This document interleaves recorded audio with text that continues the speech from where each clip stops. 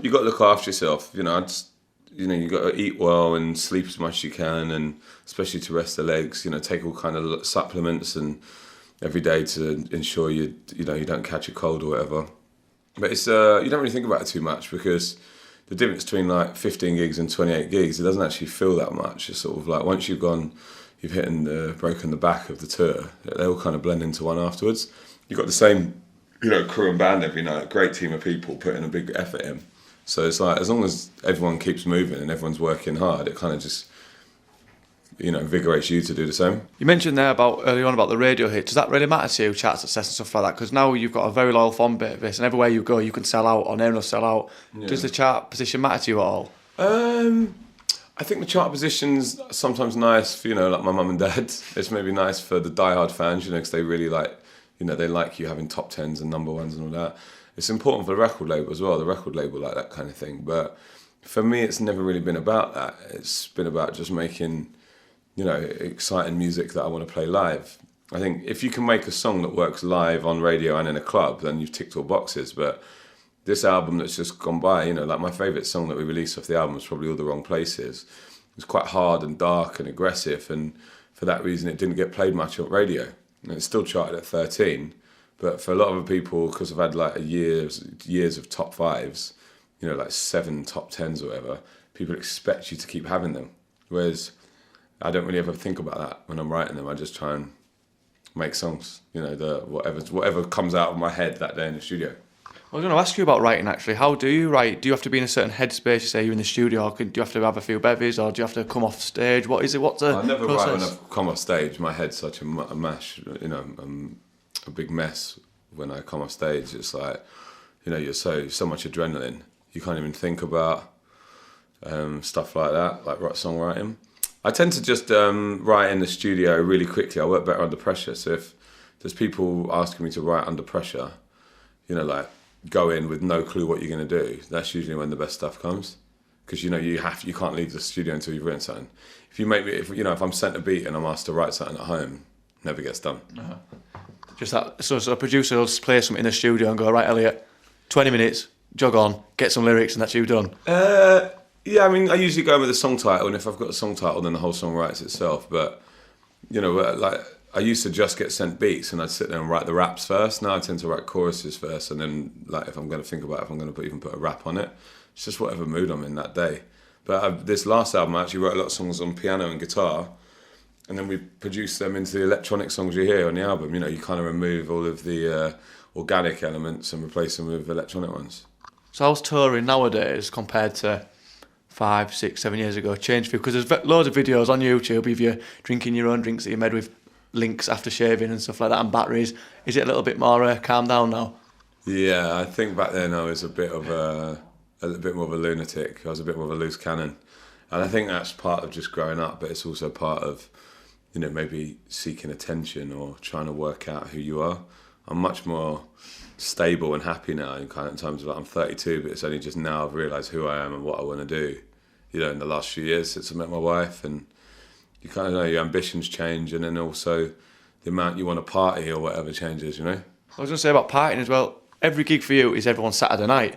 It's Thursday tonight. How do you keep that adrenaline going for people? Do you have to have a certain knack, or do you have to get in a headspace? What is it that gets everyone buzzing still?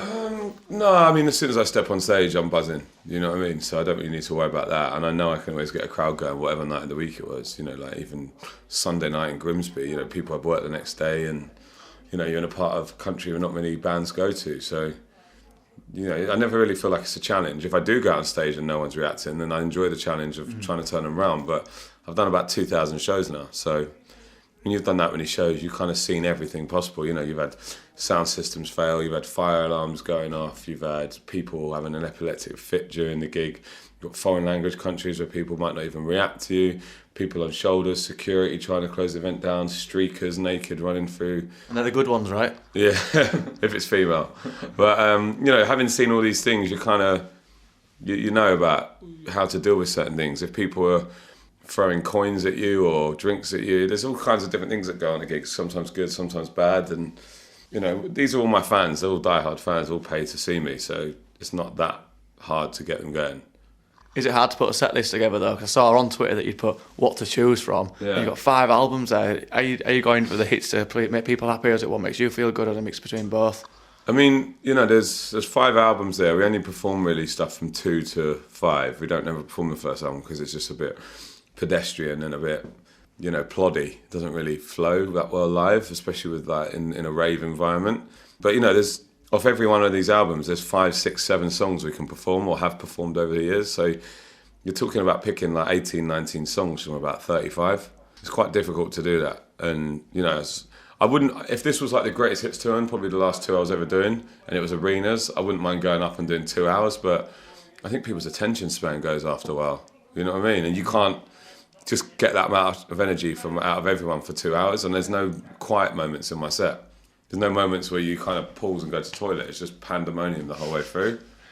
I was going to ask you about your writing again. Lyrics for me, that Evolution of Man album, I've got on in the car a lot of the time. That's the first time I saw you at T in the Park when that came out, and that's what turned me onto you a lot, because we went there, you know, we went on the Friday, wasn't it? I think at T in the Park on the main stage. Yeah. We went somewhere else and we just lost ourselves like completely, went mental.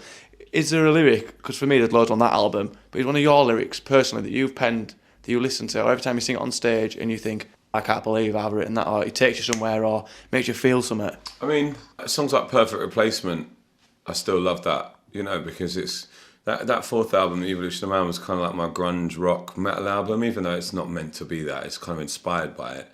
You know, there's live guitar on every track. And my songwriting approach to that album was completely different to any other songwriting I've done before. It was me sort of trying to write like all my favourite artists. Yeah. And a lot of real fans of like band music, indie band or rock music, that's their favourite album of mine. You know, because every one of my albums has been completely different. And I think that's probably got some of my deepest, cleverest lyrics on. And when I go into a studio to make an album, I kind of think what headspace I'm going to be in for each album. Like my next album, my 6th album, could be all rap again. You know, it might be different tempos, but it might just be all rapping and only a little bit of singing. So I'm just kind of go with the flow and see whatever suits me, you know what I mean? Well, we have a feature on our programme that we run every week that it's called Tattooed Arm Feature. If you had a lyric, and your own lyric tattooed on your arm, if you had to be there forever, what would it be? And then we write it down on a bit of paper, stick it in a book, and then flogging it so we can buy an house in Malta, me and my producer. Nice. So what lyric? Yeah, cheers. So what lyric of your own, if you had to, if I was marching you down Coney Street in York now to get a tattoo, would you get on your arm forever? Well, the ones that everyone's, like I think about 50 of my fans have got is Live For Now, Forget Forever from Midnight Run. And when I wrote that lyric, it wasn't even the main chorus, you know, it's not even the name of the song, it's like a little thing in the verse. But I remember I often Google lyrics and think, have they been done before? Because you don't want to steal ideas. And I Googled it, I was just like, right, no one's done Live For Now, Forget Forever. People have said things like it, you know, it's basically saying live for the moment.